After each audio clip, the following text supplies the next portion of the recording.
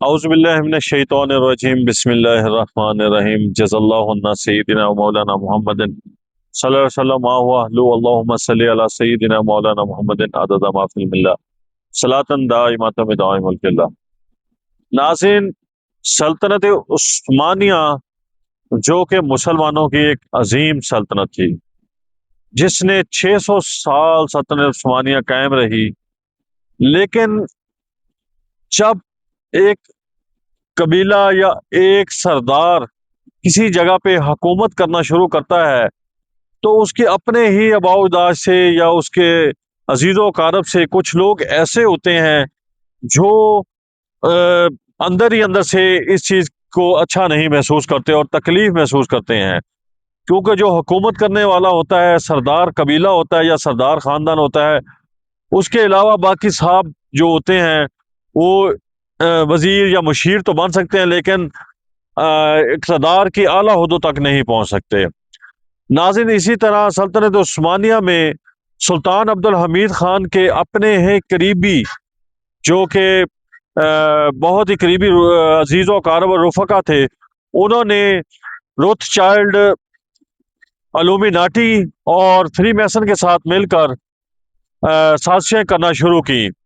ناظرین، جس طرح آج کل کے ماحول میں آپ دیکھ رہے ہیں کہ ایپسٹین فائل جس میں لیک ہوئی ہے بہت سارے حکمرانوں کی، ارب پتی لوگوں کی ویڈیو لیک ہو رہی ہیں، اسی طرح ہی وہ لوگ جو تھے کہ بچیوں کو اغوا کرنا یا جو بچوں کو اغوا کر کے ان کو غلط کاموں کے لیے مائل کرنا، اگر کوئی بچہ یا بچی انکار کرتے تھے تو ان کے اوپر شدید تشدد کر کے ان کو مروا دیا جاتا تھا۔ ناظرین، اسی طرح جو بچے یتیم لاوارث ہوتے تھے ان کے لیے یہ لوگ ایک اپنی علیحدہ درسگاہ بناتے تھے، جہاں پر یہ ان بچوں کو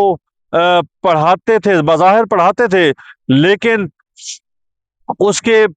بیک پہ یہ ان کو تیار کرتے تھے آج کل کے دور کے لیے یا اس وقت کے دور میں سازشیں کرنے کے لیے۔ یہ ایسے خونخوار بیڑیے تھے الومیناٹی اور فری میسن، جو بچوں سے بھی بڑے بڑے ظالمانہ طریقے کے جو ہوتے ہیں ان سے وہ کام لیتے تھے۔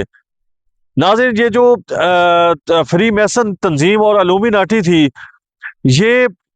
جو بچوں کے سکول ہوتے تھے ان کے نیچے انہوں نے تہ خانوں میں اپنے عقوبت خانے بنائے ہوتے تھے، وہاں پہ لوگوں کو لے جانا، ان کی تعلیم و تربیت کرنا کرتے تھے، اور لوگوں کو کے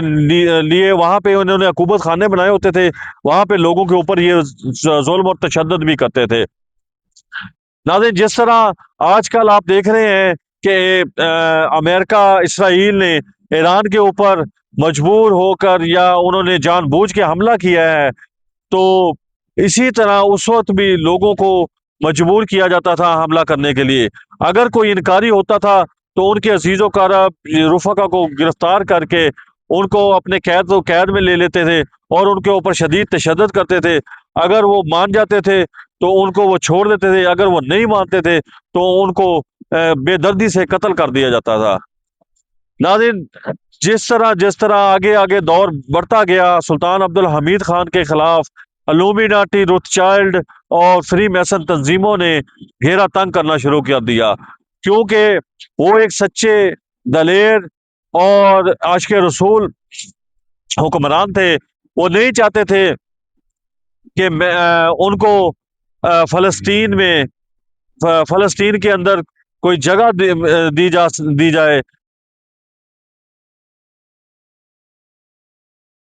ناظرین، روتھ چائلڈ، الومیناٹی اور فری میسن، یہ جو تنظیمیں تھی، یہ اس وقت پیسے کے اعتبار سے بہت امیر مانی جاتی تھی۔ یہ کسی بھی وقت کسی بھی شخص کی قیمت اس کو اسی وقت ادا کر سکتے تھے، اور یہ کیا کرتے تھے، مسلمانوں سے غلط کام لیتے تھے، ان کو اپنی چنگل میں پھنسا کے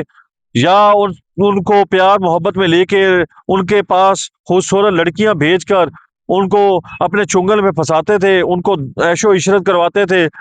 جب وہ ان کے چنگل میں بری طرح پھنس جاتے تھے اور ان کے ثبوت بنا لیے جاتے تھے تو ان کو پھر غلط کام کرنے پر اکسایا جاتا تھا۔ جو بندہ کام نہیں کرتا تھا اس کے راز اخبارات کے صورت میں شائع کروا دیے جاتے تھے اور ان کو بلیک میل کیا جاتا تھا۔ اگر وہ کام نہیں کرتے تھے مزید ان کے اوپر پریشر ڈالتے تھے، اگر وہ کام نہیں کرتے تھے تو ان کو مروا دیا جاتا تھا۔ آج کے دور میں بھی یہی کچھ ہو رہا ہے، اور آپ دیکھیں گے کہ جتنے بھی بڑے بڑے لوگ ہیں یہ کیا کرتے ہیں، یہ اپنے قرب و جوار میں سب سے پہلے امیر لوگوں کو دیکھتے ہیں، ان کے اندر اپنے آپ کو لے کے جاتے ہیں، ان کی محفلوں میں بیٹھتے ہیں، تو اور یا پھر غریبوں کے اندر کچھ نہ کچھ بانٹنا شروع کر دیتے ہیں۔ وہ غریب پھر ان کی طرفداری اور تعریف کرنا شروع کر دیتا ہے، تو جھوٹی طرفداری حاصل کرنے کے لیے یہ لوگوں کو خریدتے ہیں۔ ناظرین، ہمارا پروگرام جاری ہے، اگلی قسط دیکھنے کے لیے انتظار کیجیے گا۔